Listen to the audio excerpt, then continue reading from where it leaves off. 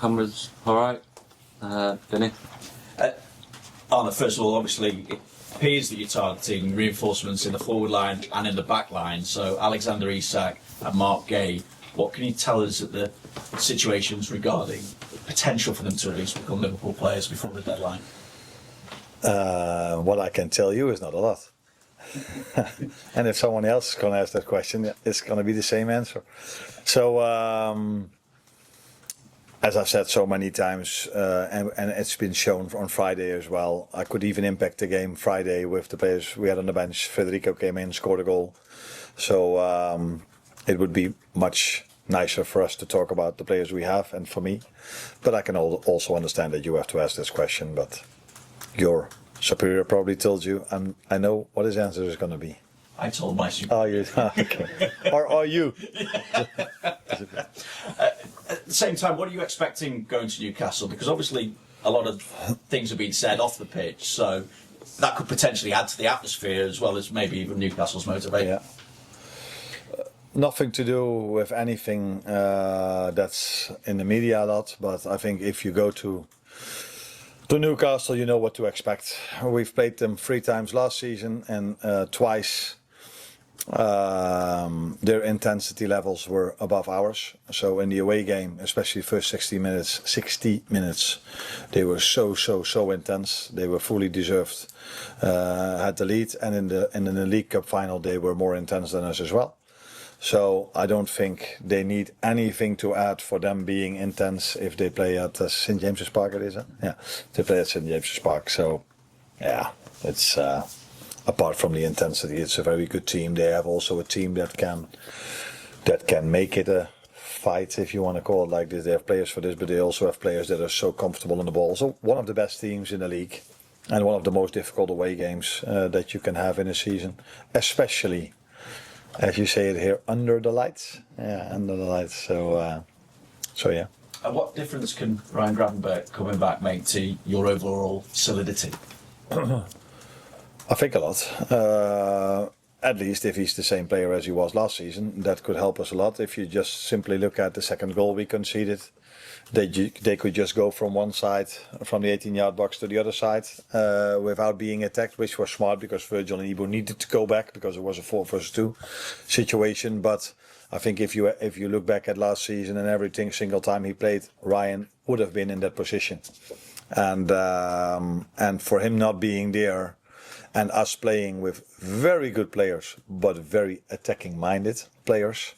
That, for example, hurt us in that goal, and that wasn't the first time where we lacked a player in that position in the counter-attack for the other team. So, normally, if he brings his normal level, it would definitely help us to have him back again. Hi Arne, just a word on the fitness of the squad. Is there any news about Frimpong and Bradley's fitness? Yeah, Connor trained for a few minutes with us today for the first time, and medical team was completely right about Jeremy to tell me that I had to take him off because he's out till the end of the international break, and that happened in the game. So I think I got criticized a bit by taking him off, didn't I? Yeah.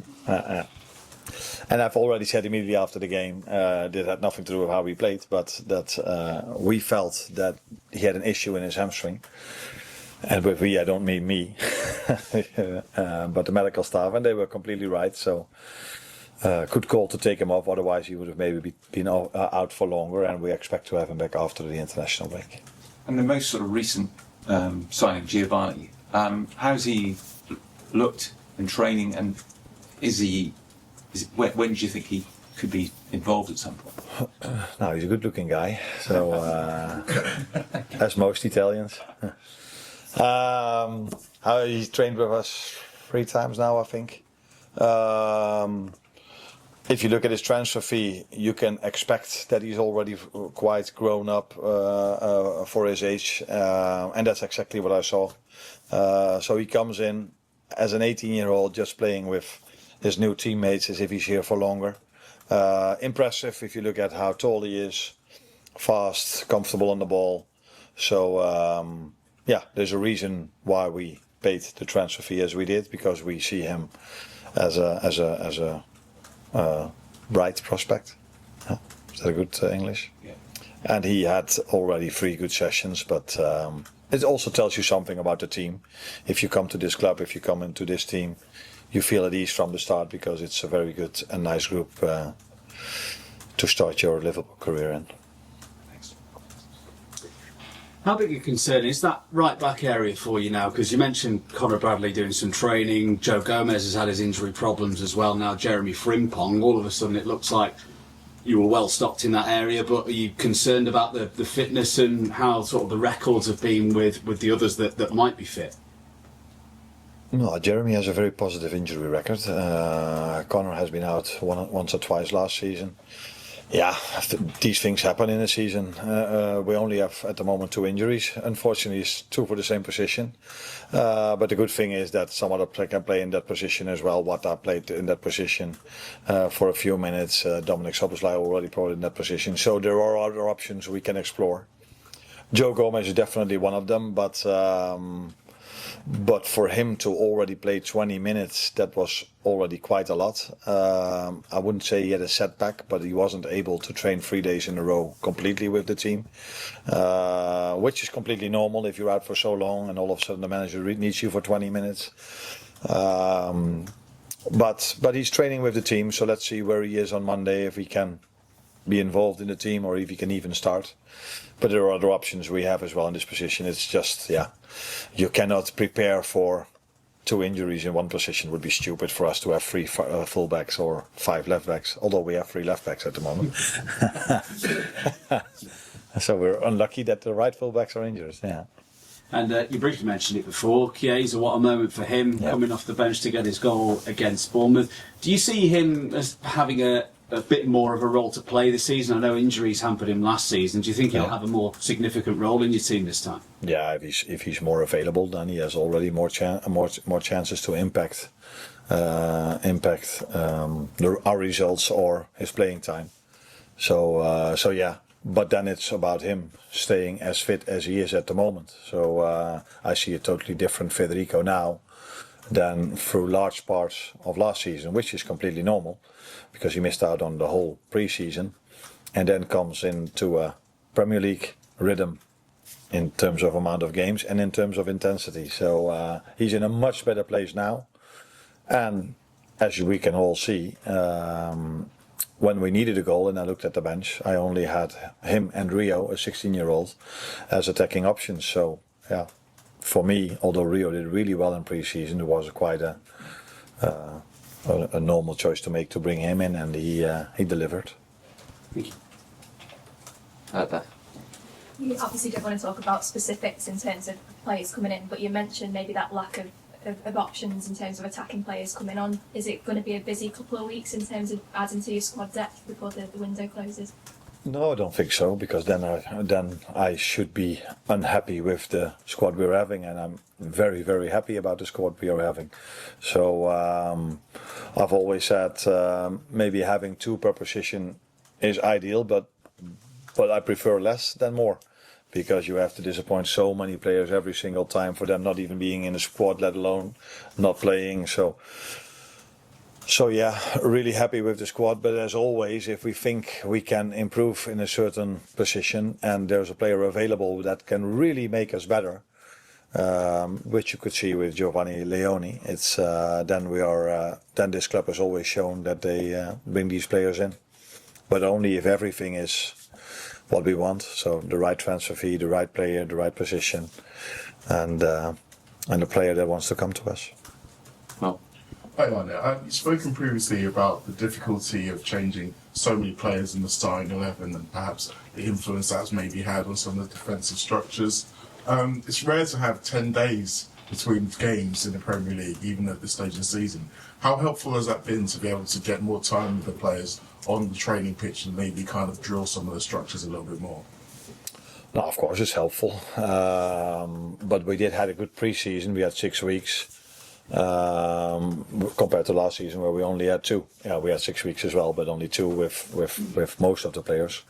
So we've had our time to train already, and I think that's also what you could see against the Bournemouth game, because it was, if you look at data, running stats, it was the most intense game that is played in the weekend. So that tells you that our match fitness is where we want it to be, and where we need it to be if you need to go to Newcastle, by the way. But it's also clear that in pre-season, that's what I said, I mixed up lineups, and then it's quite normal that you don't see every time the right connection between some players or some lines. But that was already very good against Bilbao, and okay to good against Palace and Bournemouth. Another thing about having new players in, I noticed that against Bournemouth and in fact in the second goal against Crystal Palace, they all came after double substitutions in quite soon after making double changes. So is maybe getting used to the reorganising and getting used to some of the demands of those new players, is that maybe going to eradicate some of those issues as well?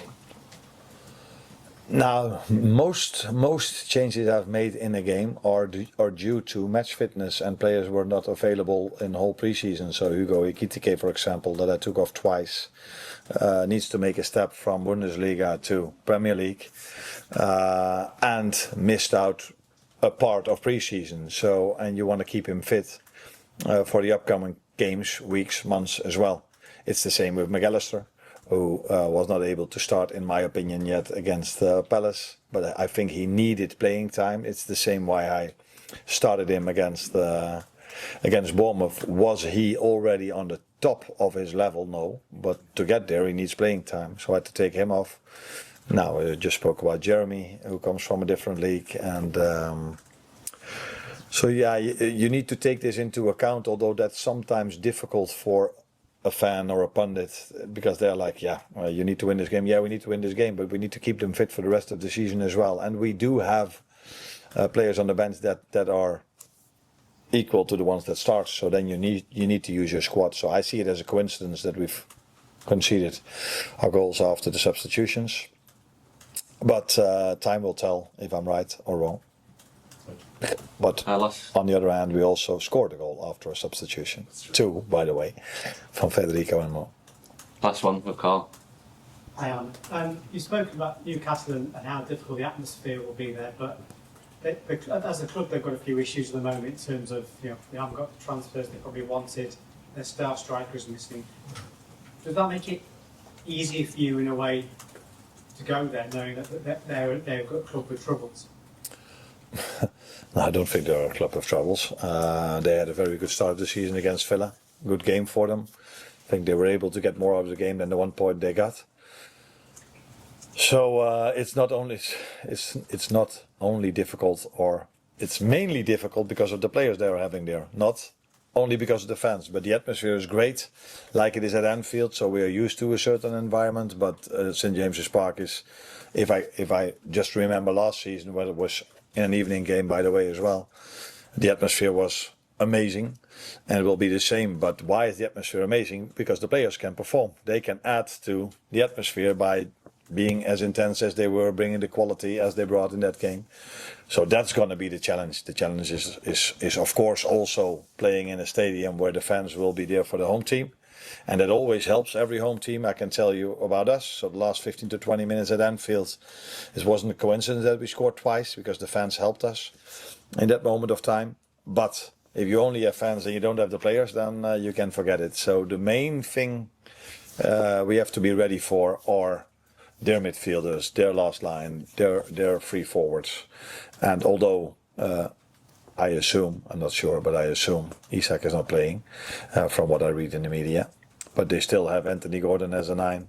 They still have Elanga as a right winger, and Barnes from the left. And then Jacob Murphy isn't even playing, who was very good against us twice last season. So this is the Premier League. We all have a lot of options, and Newcastle have them as well. Just finally to move on. You won your first game 4-2. It was a great night. Were you surprised by some of the criticism you got after that game? Did I? What was the criticism? Just in terms of, sort of maybe the way your side approached it. It was people saying you're too open, you're more open than last season. Or is that just the the high bar that you set, that your team has set for itself as champions? Of course, that has something to do with the bar we set. And I agree, we were at moments too open. First goal was, I think, mainly unlucky that we lost the ball in a position we shouldn't lose it, and then we were 3 against 3, which is normally not a problem, but we had a disadvantage to our opponents, Ibu and Robbo. Second goal is definitely being too open. So if all your 3 midfielders are inside the box, well, we're just talking about Ryan, that's too open. So I agree on that. But also the reason why we scored the 3-2, that it was one of our midfielders, Curtis Jones, arrived in the box, would make it difficult for the goalkeeper, ball fell to Federico. So it's also who we are, but we need to find the right balance by not being too open. But that balance will be better with Ryan.